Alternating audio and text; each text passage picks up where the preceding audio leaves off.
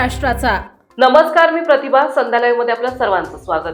भाजपचे राष्ट्रीय प्रवक्ते शहजाद पुनावाला यांच्या आईचा अपघात घडवून आणण्यात आला आहे। पुनावाला यांच्या गाडीला कारने उडवल्याची धक्कादायक घटना घडली।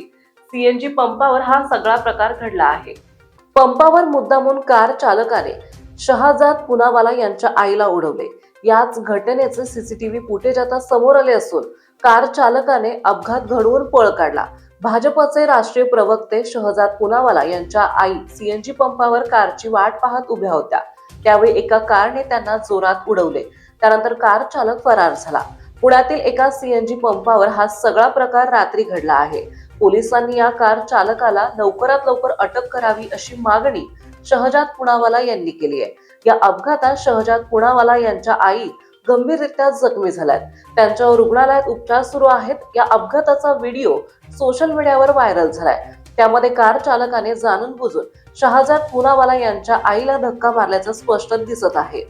शहजाद पुनावाला यांनी आईच्या अपघातानंतर सोशल मीडियावर पोस्ट केली आहे। या पोस्टमध्ये त्यांनी अपघाताची माहिती दिली आहे, तसेच आरोपींना अटक करण्याची आणि योग्य शिक्षा देण्याची मागणी केली आहे। शहजाद पुनावाला यांनी लिहिले आहे, एका माणसाने माझ्या आईला जाणून बुजून धडक दिली। यामध्ये ती गंभीर जखमी झाली। आरोपी तिला धडक देऊन पळून गेला। माझ्या आईला लवकरच शस्त्रक्रियेची आवश्यकता असेल, कृपया तिच्यासाठी प्रार्थना करा। या वयात तिच्यासोबत असे घडणे खूप त्रासदायक आहे। मला आशा आहे की पुणे पोलीस त्या माणसाला अटक करतील आणि त्याला योग्य ती शिक्षा मिळेल, अशी अपेक्षा शहजाद पुनावाला यांनी व्यक्त केली आहे। ताज्या आणि महत्त्वपूर्ण बातम्या पाहण्यासाठी आजच आमच्या संध्या लाईव्ह न्यूज चॅनलला YouTube वर सबस्क्राईब करा आणि बेल आयकॉन प्रेस करा।